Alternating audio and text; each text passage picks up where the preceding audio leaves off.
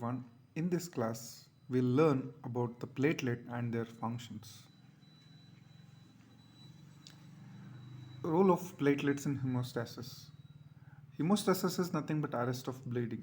There are two major steps. One is temporary hemostasis and second one is definitive hemostasis. Following injury to blood vessels, platelet aggregate at the site of injury and seal the opening of the vascular tree. This is the first and important step in prevention of bleeding, which is called as temporary hemostasis. Simultaneously, mechanism of coagulation of blood also activated to form blood clot, the process commonly known as definitive hemostasis.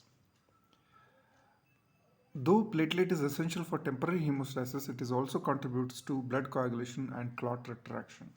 Platelet also control thrombolysis.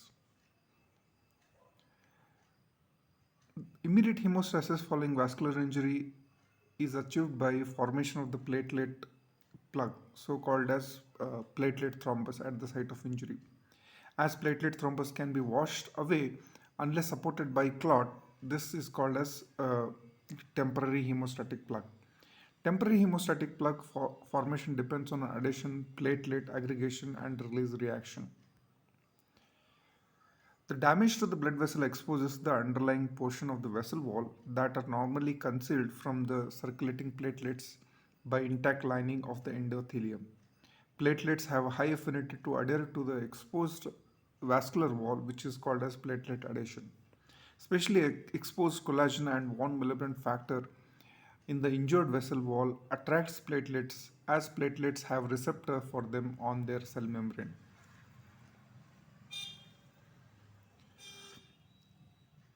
The deeper and the extensive injury, more is the platelet aggregation. So this occurs due to the release of more quantity of platelets activating factor from the tissue. Injury in the mucocutaneous vascular bed depends on more on platelet hemostasis, whereas injury of vascular beds in the muscles and joints rely more on coagulation mechanism. Platelet aggregation is more in mucocutaneous tissue. As the composition of the vessel wall changes with age, platelet aggregation alters with age of the individual. In elderly, the aggregation is less. The increase in the number of red cell increases the platelet aggregation by forcing platelets to the periphery of the bloodstream.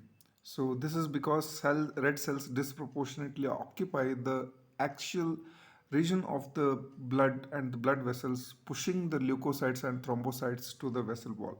Therefore, in anemia, efficiency of platelet plug formation is less. When the blood flow is faster, platelets do not get adequate time to interact with the blood vessel wall. Also, the force tending to pull the platelet from the vessel wall from another platelet is more in flow that prevents platelet adhesion and aggregation. Thus, the sluggishness of blood flow facilitates platelet adhesion. The size of the vessel determines the number of platelets passing through the vessel at given time that influence the platelet adhesion to the vessel wall. Platelet adhesion is immediately followed by platelet aggregation at the site of injury. Fibrinogen, glycoprotein 2b3a, and thrombin promote platelet aggregation. Simultaneously, platelets are activated, and activated platelets release chemicals from their granules. These chemicals, especially ADP and platelet activating factor, further facilitate platelet aggregation. Thus, accumulation of more platelets at the site of vascular injury facilitates the process of temporary hemostatic plug, uh, that is platelet thrombus formation. Then the formation of the clot is initiated. This is the diagram showing the role of platelet in hemostasis. Okay, uh, there is initially platelet adhesion uh, at the site of vascular injury when the collagen is exposed. Then second step is platelet aggregation, and the third step is the formation of the fibrin threads around the aggregated platelets. So this is a structure showing how platelet aggregation is facilitated. Okay, so membrane phospholipids they form arachidonic acid. From arachidonic acid, prostaglandin G, prostaglandin H, and from which thromboxane A2 is released. So that promotes the platelet aggregation. Aspirin inhibits platelet aggregation by inhibiting the enzyme cyclooxygenase. Cyclooxygenase facilitates the thromboxane A2 formation that facilitates the platelet aggregation and causes vasoconstriction. Therefore, that dispirin or soluble aspirin is used in the treatment and prevention of myocardial infarction and stroke. Steroid inhibits phospholipase. The use of ADP inhibitors. ADP facilitates the platelet thrombus formation. There are ADP receptors on the surface of platelets. In human being, three types of ADP receptors have been identified on the platelet membrane: P, P2I1, P2I2, and P2X1. ADP released from dense granules during platelet activation binds to ADP receptors on platelet membrane and facilitates platelet aggregation that promotes platelet thrombus formation.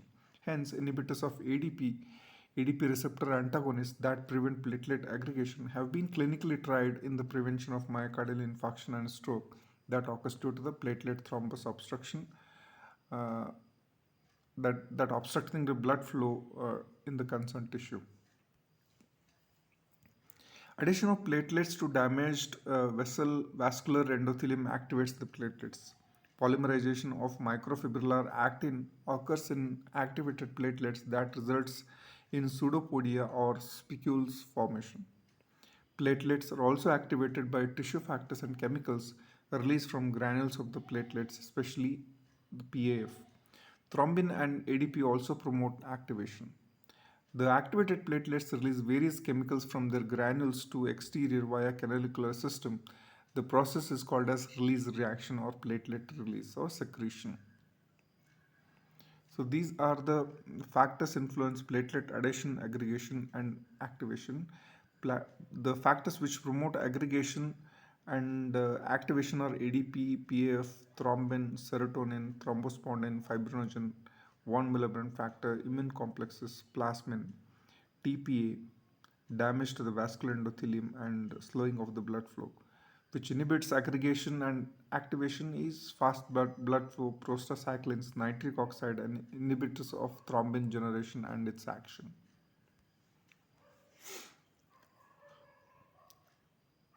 The platelet adhesion activates the platelets. Activation of platelet facilitated by PAF, a cytokine secreted from neutrophils, monocyte, and platelets. PAF is a phospholipid produced from membrane lipids. PAF acts via G proteins and activates phospholipase C and diacylglycerol. DAG increases the cytoplasmic calcium by promoting calcium release from dense tubular system that are present close to the open canaliculi. Calcium causes contraction of the microfilaments that help in the movement of granules to the open canalicular system. Membranes of granules fuse with membranes of canaliculi, and contents of granules are released into the canaliculi by exocytosis. From canaliculi, chemicals are transferred to the exterior of the cell. During this process, platelets change their shape and exhibit movement.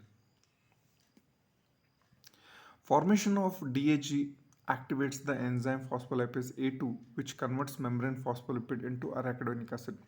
Arachidonic acid is converted to endoperoxidase by cyclooxygenase. Endoperoxidase in turn form thromboxane A2. Thromboxane A2 is a potent vasoconstrictor and also promotes platelet aggregation. Serotonin released from platelet produces vasoconstriction and promotes hemostasis. Thrombospondin and thrombonectin released from the platelet granules facilitate the activity of contractile system and further promote exocytosis of granules and release of their content to the exterior. Normally, platelet thrombus formation is prevented due to the balance between the factors that promote and inhibit platelet adhesion, aggregation, and activation.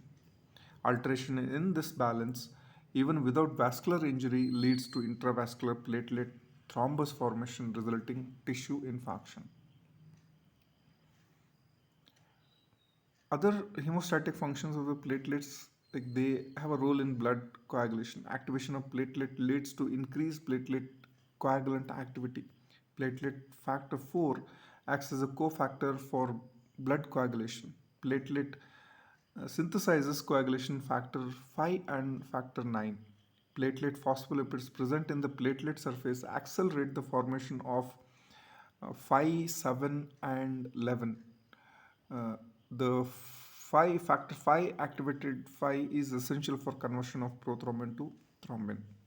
They also facilitate conversion of inactivated 10 into activated 10 and prothrombin to thrombin.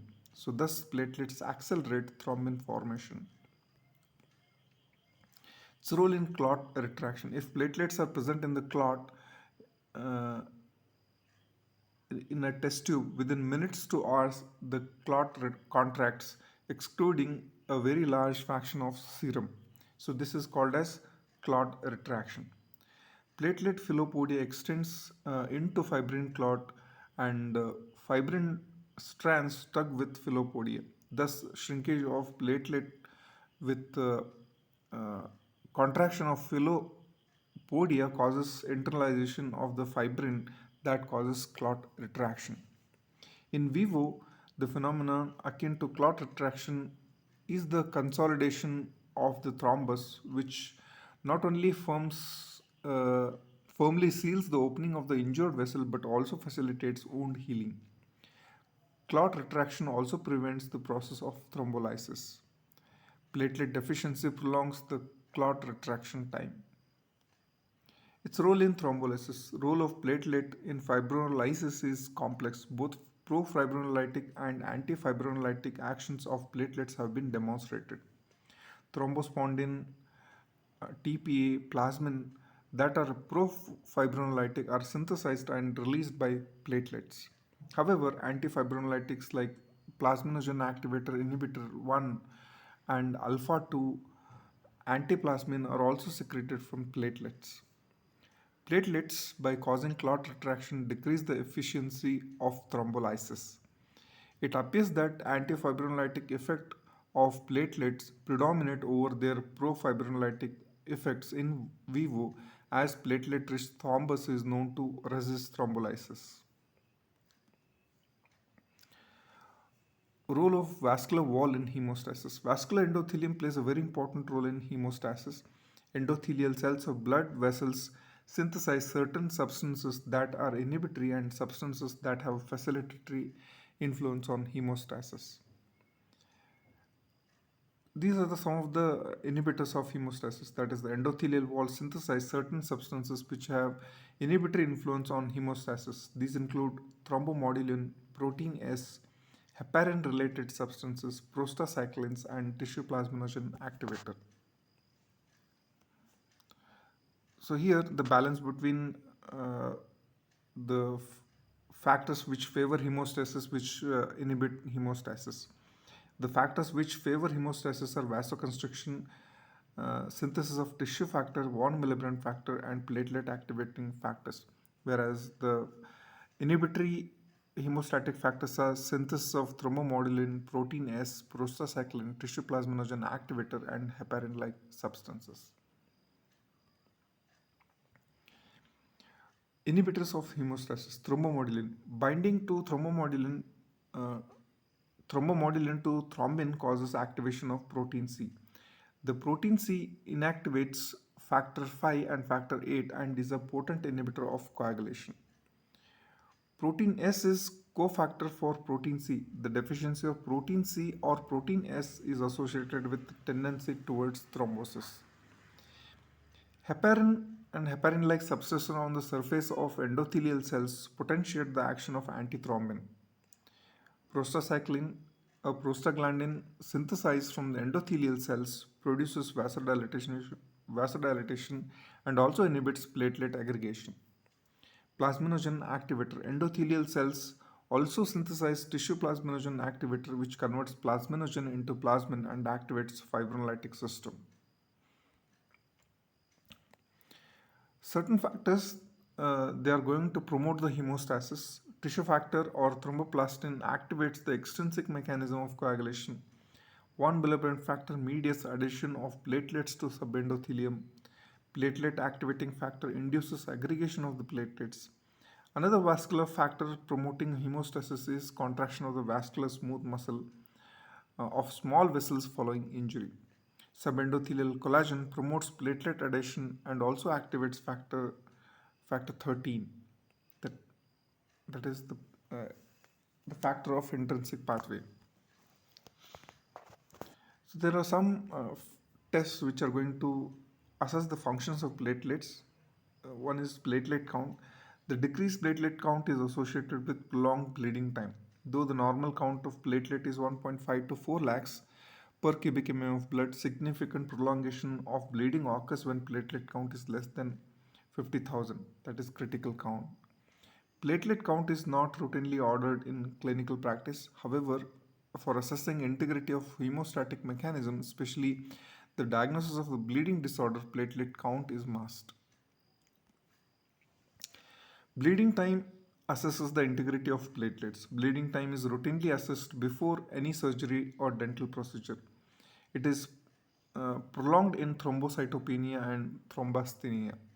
Thrombosthenia is a condition where platelet count is normal but the functionally platelets are abnormal. Platelet aggregation tests is the ability of a platelet to aggregate and is assessed with help of aggregometer. In this test, an aggregating agent is added to suspension of platelets in plasma and the response is measured uh, turbidometrically as a change in the transmission of light through the suspension. Similarly, platelet adhesiveness test, it's a platelet's ability to adhere to glass surface is measured and anticoagulated blood is allowed to pass through the constant rate through plastic tube containing glass beads during which platelets stick to the beads. Platelet adherence is measured by estimating the platelet retention in the tube.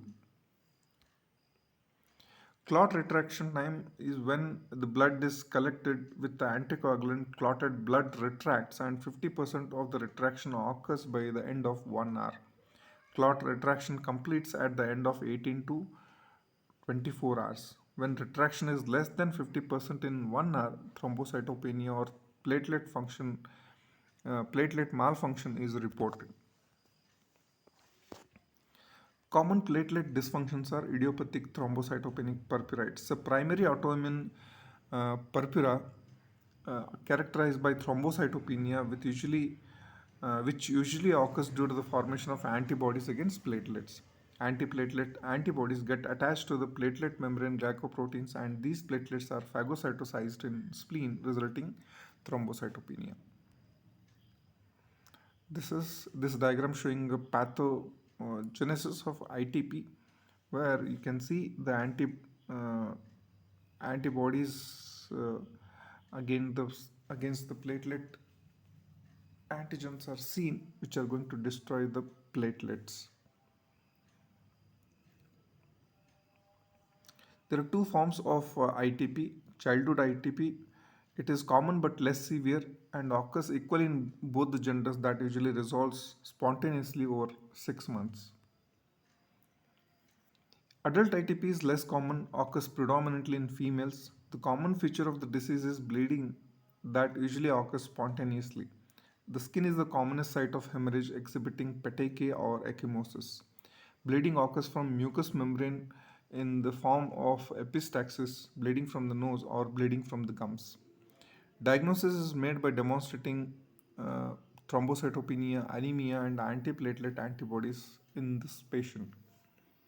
Increased numbers of megalokaryocytes are seen in the bone marrow smear.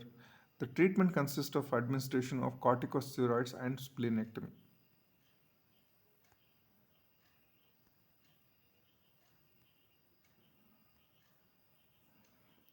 So, this is the bone marrow smear in ITP where you can see the increased number of megakaryocytes. Thrombocytopenia in pregnancy. Thrombocytopenia is a common occurrence in pregnancy and is usually asymptomatic. A form called as a gestational thrombocytopenia that occurs during late gestation count may be less than 70,000 per cubic mm of blood in the last trimester and resolves following delivery but causes excessive bleeding during parturition. Another form is associated with preeclampsia, pregnancy, pregnancy-induced hypotension, and thrombocytopenia, that is platelet count less than 50,000, uh, have a lower prognostic value. Another entity, neonatal autoimmune thrombocytopenia, which occurs in newborn and platelet count will be less than 50,000. It may be associated with autoimmune hemolytic anemia. Antibodies are demonstrated against the platelet specific alloantigens. It is more severe when mother has ITP. So, any TP is treated by platelet transfusion, steroids, and immunoglobulins.